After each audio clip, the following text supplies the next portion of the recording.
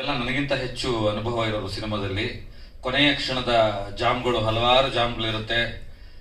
ಕೆಲವು ಸಿನಿಮಾದವರಿಗೆ bread jam ಸಿಗುತ್ತೆ, ಇನ್ನು ಕೆಲವರಿಗೆ ಲಾಲ್ ಜಾಮ್, ರೆಡ್ ಜಾಮ್ ಸಿಗುತ್ತೆ. ಅದನ್ನೆಲ್ಲ ಆ ಕಷ್ಟಗಳನ್ನು ದಾಟಬೇಕಾಗಿರುತ್ತೆ. ಹಾಗಾಗಿ ಒಂದು ಸ್ವಲ್ಪ ತಡ ಆಯಿತು. ಮನ್ನಿಸಿ ಅಂತ ಹೇಳ್ತಾ ಈ ಪತ್ರಿಕಾಗೋಷ್ಠಿಯನ್ನ ಆರಂಭಿಸೋಣ. ಇವತ್ತು ನಾಗಶೇಖರ್ ಮತ್ತು ರಚಿತಾ ರಾಮ್ ಅವರು ಸ್ವಲ್ಪ ಸೇರ್ಪಡೆ ಆಗೋದಕ್ಕೆ ಕಷ್ಟ ಆಗ್ತಾ ಇದೆ. ಒಬ್ಬರಿಗೆ ಒಂದು ಸಿನಿಮಾ ಶೂಟಿಂಗ್ ಇದೆ ಮತ್ತು ನಾಗಶೇಖರ್ಗೆ ಥಿಯೇಟರ್ನ ಲೀಸ್ಟ್ ಮಾಡೋದು, ಮತ್ತೊಂದು ಮಾಡೋದು ಎಲ್ಲ ಕೊನೆ ಹಂತದ ಪ್ರಿಪರೇಷನ್ ಇದ್ದಾರೆ. ಹಾಗಾಗಿ ನಾವು ಇನ್ನೊಂದೆರಡು ಗೆಳೆಯರು ಸೇರ್ಕೋತಾರೆ. 3 ಜನ ಸೇರಿ ತಮ್ಮ ಹತ್ರ ಮಾತಾಡಬೇಕು, ಮುದ್ರಣ ಮಾಧ್ಯಮದ ಗೆಳೆಯರ ಜೊತೆ ನಮ್ಮ ಸಂವಾದಗಳನ್ನು ಹಂಚ್ಕೋಬೇಕು ಅನ್ನೋ ಕಾರಣಕ್ಕೆ ಇಲ್ಲಿಗೆ ಬಂದಿದ್ವಿ. ನಾನು ಕಳೆದ ವಿಧಾನಸಭೆ ಎಲೆಕ್ಷನ್ ಅಲ್ಲಿ ಆರ್ ಚಂದ್ರು ಅಂತ ಒಬ್ರು ನಿರ್ದೇಶಕರಿದ್ದಾರೆ. ಅವರಿಗೆ 5 ಸಿನಿಮಾ ಮಾಡ್ತಾ ಇದ್ದಾರೆ. ನಮ್ಮೆಲ್ಲರೂ ಗೆಳೆಯರು, ಹೌದು, ನಮ್ಮ ಗೆಳೆಯರು, ನಿಮಗೂ ಗೆಳೆಯರು, ನಿರ್ದೇಶಕರು.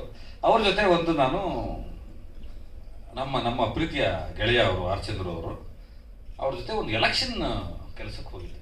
ಶಿಡ್ಲಘಟ್ಟದ ವಿಧಾನಸಭಾ ಕ್ಷೇತ್ರದಲ್ಲಿ ಎಲೆಕ್ಷನ್ ಕೆಲಸಕ್ಕೆ ಹೋದಾಗ ಅಲ್ಲಿನ ರೇಷ್ಮೆ ನೂಲು, ರೇಷ್ಮೆಯ ಮಾರುಕಟ್ಟೆ, ಅಲ್ಲಿ ಜನ ಗ್ಲೌಸ್ ಹಾಕೊಂಡು ಆಸಿಡ್ನ ತೊಳೆಯೋದು, ಆ ನೂಲಿನ ಕೆಲಸ ಮಾಡೋದು, ಮತ್ತೆ ತಟ್ಟೆ ಕಟ್ಟೋದು, ಚಂದ್ರಿಕೆ ಕಟ್ಟೋದು, ಈ ತರದ್ದು ಹಲವಾರು ಇದೆ. ಎಷ್ಟು ಹೆಕ್ಟೇರ್ ಪ್ರದೇಶದಲ್ಲಿ ರೇಷ್ಮೆ ಬೆಳೀತಾರೆ. ಆ ರೇಷ್ಮೆ ನೂಲು ಎಲ್ಲಿಗೆ ಹೋಗುತ್ತೆ? ಧರ್ಮಾವರಂಗೆ ಹೋಗುತ್ತೆ, ಕಾಂಜೀವರಂಗೆ ಹೋಗುತ್ತೆ, ಪಂಜಾಬ್ ಹೋಗುತ್ತೆ, ಬೇರೆ ಬೇರೆ ದೇಶಗಳಿಗೆ ಹೋಗುತ್ತೆ. ಅದರ ಸೀಲಾಗಿ ಇಲ್ಲಿ ಸೀರೆಯಾಗಿ ಬರುತ್ತೆ. ಇಲ್ಲಿನ ರೈತರಿಗೆ ಮತ್ತು ಆ ರೇಷ್ಮೆ ಸೊಪ್ಪನ್ನ ಬೆಳೆಯುವಂಥವ್ರಿಗೆ, ನೂಲು ತೆಗೆಯುವಂತ ಕಚ್ಚಾ ವಸ್ತುವನ್ನ ಮಾಡುವಂಥವ್ರಿಗೆ, ಇವ್ರಿಗೆಲ್ಲ ಸಿಗೋದು ನಿಮ್ಗೆಲ್ಲರಿಗೂ ಗೊತ್ತು, ಈ ಜಾಗತೀಕರಣದ ವ್ಯವಸ್ಥೆಯಲ್ಲಿ ತುಂಬಾ ಪುಡಿಗಾಸಿನಷ್ಟು ದುಡ್ಡು. ಆದರೆ ರೇಷ್ಮೆ ಸೀರೆ ಮಾರೋನು, ದೊಡ್ಡ ದೊಡ್ಡ ಕಂಪನಿಗಳು ಮಾಡ್ಕೊಳ್ಳೋನು ತುಂಬಾ ದೊಡ್ಡ ಲಾಭನ ಮಾಡ್ತಾನೆ ಅನ್ನೋದು.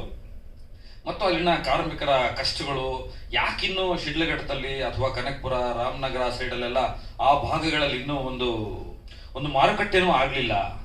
ಇದು ವಿಧಾನಸೌಧದಲ್ಲೂ ಕೂಡ 2 ಸಲ ಚರ್ಚೆ ಆಯಿತು, ರಾಜಕಾರಣ ನಡೀತಾನೆ ಇದೆ. ಆದ್ರೆ ಆ ಥರದ್ದೇನು ಅದಕ್ಕೆ ಒಂದು ಪರ್ಯಾಯ ಕಾರ್ಯಕಲ್ಪವಾಗ್ಲಿ ಯಾವುದೂ ಇದುವರೆಗೂ ಸಿಕ್ಕಿಲ್ಲ.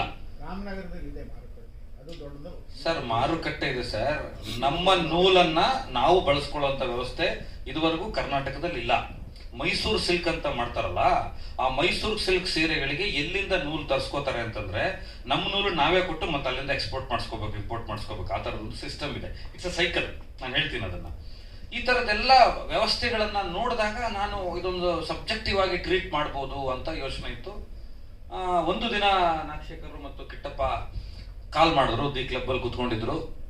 ಆಮೇಲೆ ಅವರು ಕೂತಿದ್ರು ಅಂದ್ರೇನೆ ಒಂದು ಟಾನಿಕ್